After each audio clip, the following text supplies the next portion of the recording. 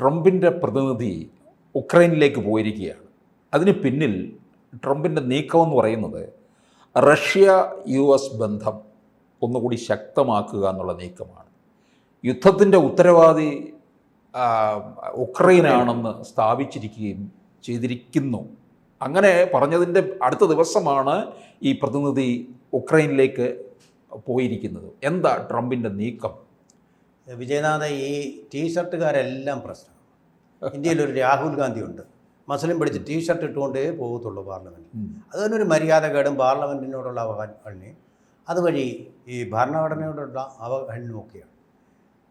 ജവഹർലാൽ നെഹ്റുവിൻ്റെ കാലത്ത് ഇതില്ലാഞ്ഞിട്ടാണോ അദ്ദേഹം ഇങ്ങനെ ബുഷ് കോട്ടുമൊക്കെ ആയിട്ട് പാർലമെൻറ്റിൽ പോയിരുന്നത്? അതിനോടൊരു ബഹുമാനം വേണം നമുക്ക്. അങ്ങനെയാണ് അദ്ദേഹം പോയിരുന്നത്. ആ ബഹുമാനം പുലർത്തിക്കൊണ്ട് തന്നെയാണ് പോയിരുന്നത്. ഈ ടീഷർട്ട് ഇട്ടുകൊണ്ട് ഇയാളെന്താ സിനിമ കാണാൻ പോകണം, കൗബോയിയെ പോലെ കയറി പോകുന്നത്? അതുപോലെ തന്നെയാണ് സെലൻസ്കി. പറഞ്ഞിട്ട് കാര്യമില്ല, ഇങ്ങനെ നെഹ്റു പാരമ്പര്യമൊന്നും ഉള്ള ആളല്ല സെലൻസ്കി. അദ്ദേഹം കൊമേഡിയനായിരുന്നു, സിനിമയിലെ ഒരു കോമാളി. അതുപോലെയാണോ രാഹുൽ ഗാന്ധി? പോട്ടെ, ഈ കോമാളിക്കും പ്രധാനമന്ത്രിയാവാം യുക്രൈനിൽ നിന്നാണ് യുക്രൈനിലെ ജനങ്ങൾ കാണിച്ചു കൊടുത്തത്. റഷ്യയിലെ പോലെ ബുദ്ധിജീവികളുണ്ടെങ്കിലും എല്ലാവരും അത്ര വിവരമുള്ളവരാകണമെന്നില്ലല്ലോ യുക്രൈനിലെ. അപ്പോൾ ഇയാളുടെ ടീഷർട്ട് കണ്ടു, ഇയാളുടെ കോമഡി കണ്ടും നമ്മുടെ MGRനെയും ജയലളിതയും NT രാമറാവുവിനെയൊക്കെ നമ്മൾ വാഴിച്ചതുപോലെ ചെറിയ രാജ്യമായി യുക്രൈനും വാഴിച്ചു. റഷ്യയുടെ ഭാഗമാണത്. റഷ്യൻ ഭാഷ സംസാരിക്കുന്നവരുമുണ്ട്. ആ റഷ്യൻ ഭാഷ സംസാരിക്കുന്നവർക്ക് റഷ്യയോട് ചേരണമെന്ന് തോന്നി. ആ ഭാഗത്തൊരു ചെറിയ ലിമിറ്റഡ് മിലിറ്ററി ഓപ്പറേഷൻ അതാണ് നടത്തിയത്.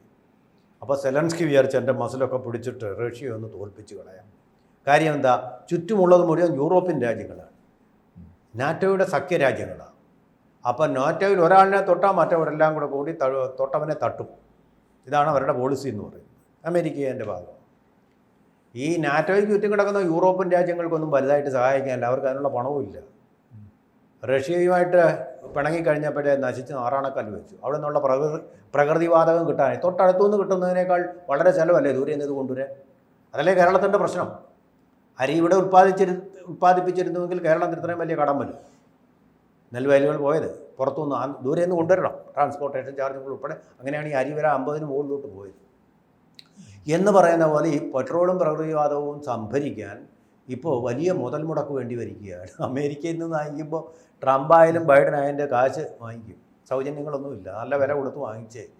അപ്പം ആ കാര്യത്തിൽ ഒരു പ്രതിസന്ധി, ഊർജ്ജ പ്രതിസന്ധി എന്ന് പറയും. എനർജി ക്രൈസിസ് നേരിട്ടുകൊണ്ടിരിക്കുക ജർമ്മനി, ഫ്രാൻസ്, ചുറ്റുമുള്ള രാജ്യങ്ങൾ. അത്രയും ശക്തമല്ല മറ്റു രാജ്യങ്ങൾ, അതുകൊണ്ട് അവർക്ക് ക്ഷീണം അത്രയ്ക്ക് അധികമാണ്. അതും ഭരിച്ചു. അവരെന്ത് സഹായിക്കാനാണ്? നാറ്റോയുടെ കൂടെ മീറ്റിങ്ങിൽ ഇരുന്നു കൊണ്ട് പറയാം, അമേരിക്ക പണം കൊടുക്കുന്നതും മുടക്കുന്നതും മുഴുവൻ ബൈഡനായിരുന്നു, അമേരിക്കയായിരുന്നു. ഇപ്പോൾ ട്രംപ് വന്നപ്പോൾ ഇങ്ങനെയുള്ള അനാവശ്യ ചിലവുകൾ ദൂർത്തടിച്ച് കളഞ്ഞു അത് പോകുന്നത്. എന്നിട്ട് വല്ല പ്രയോജനമുണ്ടോ? 2022 ഫെബ്രുവരി 24 തുടങ്ങിയ യുദ്ധം 3 വർഷം പൂർത്തിയാവും. ഈ 2 ദിവസത്തിനാവും. മിക്കവാറും അതിനു മുമ്പ് ഒരു പ്രഖ്യാപനം വരും. അത് കണക്ക് കൂട്ടിക്കൊണ്ട് തന്നെ നേരത്തെ തുടങ്ങിയത്. ട്രംപ് പറഞ്ഞ പോലെ തന്നെ ചെയ്തു. അദ്ദേഹം സൗദിയിൽ വെച്ച്, റിയാദിൽ വെച്ച് ഒരു മീറ്റിംഗ് കൂടി. അവിടെ റഷ്യയുടെയും അതുപോലെ തന്നെ അമേരിക്കയുടെയും പ്രതിനിധികൾ മാത്രമേ പങ്കെടുത്തിരുന്നുള്ളൂ. സെലൻസ്കി അവിടെ വന്നിട്ട് ഞാൻ സ്വീകരിക്കില്ല. ഇയാളെ സ്വീകരിക്കണമെന്ന് ആര് പറഞ്ഞു? അമേരിക്ക ഈ സഹായം നിർത്തിക്കഴിഞ്ഞാൽ ഓക്സിജൻ നിലച്ചല്ലോ, വെന്റിലേറ്ററിൽ കിടക്കുന്ന ആൾ ഓക്സിജൻ നിലച്ചാൽ എന്ത് ചെയ്യും എന്ന് പറഞ്ഞ പോലെ മരണമൊപ്രാളപ്പെടും. അത്രേ ഉള്ളൂ.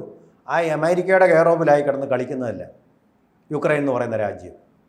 എന്നിട്ടോ ഇപ്പോൾ വലിയൊരു പ്രതിസന്ധി നേരിടുകയാണ് യുക്രൈൻ. അമേരിക്കയുടെയും യൂറോപ്പിൻ്റെയും സഹായം ഉണ്ടായിട്ടും കഴിഞ്ഞ ഒരാഴ്ച കൊണ്ട് 1000 കിലോമീറ്ററാണ് റഷ്യൻ സേന മുന്നേറിയത്. അവിടെ യുദ്ധം പട്ടാളക്കാരൊന്നുമില്ല. അന്യരാജ്യങ്ങളിൽ നിന്ന്, നോർത്ത് കൊറിയയിൽ നിന്നും ഒക്കെ വിളിച്ചു വരുത്തിയ പട്ടാളക്കാരാണ് യുദ്ധം ചെയ്യുന്നത്. അവർ 1000 കിലോമീറ്റർ പിടിച്ചടക്കി.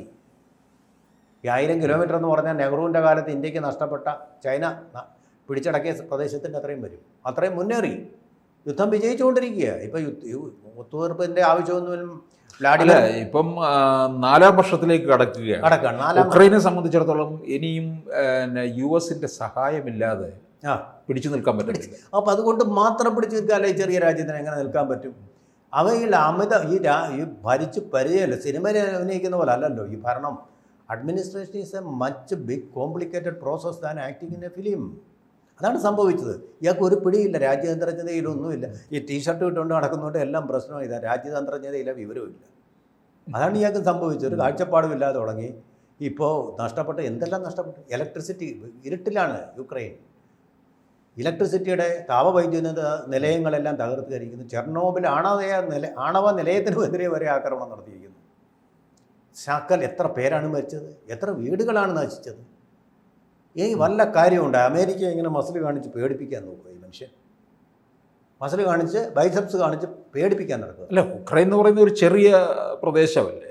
അതെ, ചെറിയൊരു അവിടെ സോവിയറ്റ്സ് എന്ന് പറയുന്ന സ്റ്റേറ്റുകൾ ഒരുപാടുണ്ടായിരുന്നു. അതിലൊരെണ്ണം മാത്രമാണിത്. ഒരു ചെറിയൊരു ഭാഗം മാത്രമാണ് ഇന്ത്യ എന്ന് പറയുന്ന മഹാരാജ്യത്ത്. എത്ര സ്റ്റേറ്റുകളാണ്? അതിൽ ഒരെണ്ണം മാത്രമാണിത്. അത് കയറി ഇന്ത്യയോട്, ഇപ്പോൾ കേരളം കയറി ഇന്ത്യയോട് യുദ്ധം ചെയ്യാൻ പോകുന്നത് എങ്ങനെ ഇരിക്കും? കട്ടിങ് ദ സൗത്ത് ഒക്കെ ഇപ്പോഴും നടക്കുന്നുണ്ട്. പോയാൽ എങ്ങനെ ഇരിക്കും?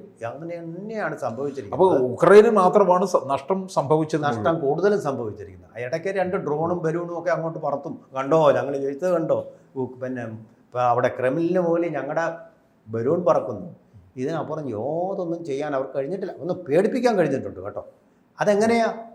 അമേരിക്ക അങ്ങോട്ട് അയക്കാനുള്ള മിസൈലൊക്കെ കൊടുത്തു. റഷ്യ ഒന്ന് താർക്കുന്നെങ്കിൽ നല്ലത്, മുഷിയില്ല എന്നും പറഞ്ഞ് ബൈഡൻ ചെയ്ത പണിയാണ്. പരമാവധി ദ്രോഹം ചെയ്യാൻ നോക്കിയ റഷ്യക്ക്. അത് ഈ പൊട്ടനായിട്ടുള്ള സെലൻസ്കി അറിയുന്നില്ല. യുക്രൈനെ രക്ഷിക്കാൻ വേണ്ടിയല്ല, റഷ്യയെ തകർക്കാൻ വേണ്ടിയാണ് ഈ ശ്രമങ്ങൾ നടത്തുന്നത്. അറിയുന്നില്ല. അത് കണ്ടെന്ന് ആഹ്ലാദിച്ചു. അതാണിപ്പോൾ സംഭവിച്ചത്. അതുകൊണ്ട് ഇപ്പോൾ അധികകാലം പിടിച്ചു നിൽക്കാൻ ഇപ്പോൾ പറ്റില്ല. ഇപ്പോൾ അമേരിക്ക സഹായം നിർത്തുന്നതോടുകൂടി യുദ്ധം നിർത്തേണ്ടത് യുക്രൈൻ്റെ ഒരു ആവശ്യമായിട്ട് തന്നെ വരും. ജനങ്ങൾ അദ്ദേഹത്തിനെ എടുത്ത് പുറത്താക്കും. അതാ സംഭവിച്ചത്. യുക്രൈന് പ്രസിഡൻ്റായിട്ടുള്ള വ്ളാദിമിർ സെലൻസ്കി വിചാരിച്ചത് അങ്ങനെയല്ല. ഇങ്ങനൊരു അസ്വസ്ഥത അവിടെ ഉണ്ടായിക്കഴിഞ്ഞാൽ ബൈഡനും അങ്ങനെ വിചാരിച്ചു. ഇതുണ്ടല്ലോ, അവരുടെ ഏറ്റവും വലിയ ശത്രുവായിട്ടുള്ള, അവർക്ക് കാണാൻ ചതുർത്ഥിയായിട്ടുള്ള പുത്തിനെതിരെ ജനങ്ങൾ പ്രക്ഷോഭം നടത്തും, അദ്ദേഹത്തെ പുറത്താക്കും. പണ്ട് ഗ്ലാസ്നോസ്റ്റിൻ്റെ സമയത്ത് അവിടുത്തെ കമ്മ്യൂണിസ്റ്റ് പാർട്ടിയെയും ലെനിൻ്റെ പ്രതിമകളും ഒക്കെ തന്നെ ഇല്ലാതാക്കിയതുപോലെ ഈ പുത്തിനെ കടമുഴക്കി എറിയും റഷ്യക്കാരെന്നാണ് അവർ ധരിച്ചു വെച്ചത്. ആ രീതിയിലുള്ള ആസൂത്രണങ്ങളാണ് ബൈഡൻ നടത്തിയത്. പൊട്ടിപ്പാളീസായി. ഇപ്പം നേരെ തിരിച്ചടിയാവാൻ പോവുക. പലരും ഇവിടെയും കൈ കൊടുത്ത് കേരളത്തിൽ യുക്രൈൻ ഇപ്പോൾ റഷ്യയുടെ മേൽ ജയിക്കാൻ പോകുന്നു. മഹാമണ്ഡത്തരം പറഞ്ഞു വെച്ചു. പക്ഷേ ഇപ്പോൾ കാര്യങ്ങളെല്ലാം തിരിഞ്ഞു. ഞാൻ അന്നേ പറഞ്ഞതാണ്, റഷ്യയോടൊന്നും പിടിച്ചു നിൽക്കാൻ പറ്റുന്നില്ല. ഇതിനുള്ള എനർജിയും ഇതിന് വേണ്ട ഓക്സിജനും കൊടുക്കുന്നത് യൂറോപ്യൻ രാജ്യങ്ങളും അമേരിക്കയുമാണ്. ഇപ്പോൾ അമേരിക്ക ഒന്ന് മാത്രം തിരിഞ്ഞപ്പോഴത്തേക്കും ഇതിനിടയ്ക്ക് വേറൊരു സംഭവം കൂടെ ഉണ്ടായി വിജയനാഥൻ. യൂറോപ്യൻ രാജ്യങ്ങളെല്ലാം കൂടെ അമേരിക്ക ഇങ്ങനെ പോയാൽ ശരിയാവില്ല, റഷ്യ ഒരു പാഠം പഠിപ്പിക്കണം, യുക്രൈനെ നമ്മൾ സഹായിക്കണമെന്നും പറഞ്ഞു. നിങ്ങൾ എവിടെ സഹായിക്കും? നിങ്ങൾക്ക് എന്തോ ഇരുന്നിട്ട് സഹായിക്കാനാ? ഒരു കുന്തവും ഇല്ല, ഒന്നും സഹായിക്കാനില്ല. നിങ്ങൾ എത്ര സഹായിച്ചാലും ശരി, ഇനി യുക്രൈൻ വിജയിക്കാനും പോകുന്നില്ല. അടിവേരറുത്ത് കഴിഞ്ഞു അതിൻ്റെ റഷ്യ. ഇനി റഷ്യ പിന്മാറാൻ പറയുക, അഭ്യർത്ഥിക്കുക. അതാണിപ്പോൾ ട്രംപ് ചെയ്യാൻ പോകുന്നത്. എന്നിട്ട് ട്രംപും റഷ്യയും തമ്മിലുള്ള അച്ചുതണ്ട് കൂടുതൽ ശക്തമാവുകയും ചെയ്യും. അമേരിക്കയുടെ വ്യത്യാസമെന്ന് പറയുന്നത് എന്തിനാ ഇങ്ങനെ ചെയ്യുന്നത്? അമേരിക്കയുടെ സാമ്പത്തിക താല്പര്യങ്ങളാണ് പ്രധാനമായിട്ടും ഇദ്ദേഹം നോക്കുന്നത്. അമേരിക്കയുടെ അഭിമാനം അല്ലെങ്കിൽ സൈനികാവശ്യം ഇതൊന്നുമല്ല നോക്കുന്നത്. അമേരിക്കയെ കൂടുതൽ സമ്പന്നമാക്കണം, എങ്കിലേ ചൈനയോട് പിടിച്ചു നിൽക്കാൻ പറ്റുമോ അവർക്ക്. അതാണ് അദ്ദേഹം നോക്കുന്നത്. അതിന് ഏറ്റവും വലിയ ഈ റഷ്യയ്ക്ക് വേണ്ടി റഷ്യയ്ക്കല്ല ഉക്രൈനു വേണ്ടി മുടക്കുന്ന പണം ഇല്ലാതാക്കുക എന്നുള്ളതാണ്. അല്ല, ഇല്ലാതാക്കുന്നു എന്ന് പറയുമ്പോൾ ഈ രാജ്യത്തെ പൂർവ്വസ്ഥിതിയിലേക്ക് കൊണ്ടുവരണ്ടേ? വരും, താനേ വന്നോളൂ. അപ്പോൾ ഇതിപ്പോൾ കെട്ടിപ്പൊക്കി ഒരു പൊയ്ക്കാലിൽ നിൽക്കുകയാണ് സെലൻസ്കി. ഞാൻ അത് ലളിതമാക്കി പറയാം. ആ പൊയ്ക്കാൽ ആരുടെ നിർമ്മിതിയാണ്? അമേരിക്ക നിർമ്മിച്ചു കൊടുത്ത പൊയ്ക്കാൽ. ഞങ്ങൾ ഈ പൊയ്ക്കാലിങ് എടുക്കുക എന്ന് പറഞ്ഞാൽ എന്ത് സംഭവിക്കും? റഷ്യയുടെ മുട്ടുമടക്കി നിൽക്കും യുക്രൈൻ. അല്ല, ജീവിതം സാധാരണ നിലയിലേക്ക് വരും. റഷ്യ ഉയരെ നിൽക്കും. ഒരു പൊയ്ക്കാലിനുമല്ല റഷ്യ നിൽക്കുന്നത്. ആർമറി, അതുപോലെ തന്നെ റഷ്യക്കെതിരെ സാമ്പത്തികമായ ഉപരോധം പ്രഖ്യാപിച്ചല്ലോ ബൈഡൻ. എന്ത് സംഭവിച്ചു? ഒരു പ്രതിസന്ധിയില്ല അവിടെ, ഒരു സാമ്പത്തിക പ്രതിസന്ധിയില്ല അവിടെ. പക്ഷേ ഇവർക്ക് ഇനി സാമ്പത്തികമായിട്ട് സഹായം ആവശ്യമായിട്ട് യു എസ് ചെയ്യുമോ? യു എസ് ചെയ്യില്ല, യൂറോപ്പ് ചെയ്യും. യൂറോപ്പ് സഹായിക്കും, നാറ്റോ രാജ്യങ്ങൾ സഹായിക്കും. അങ്ങനെ ഉണ്ടാവും. അത് വേണം താനും.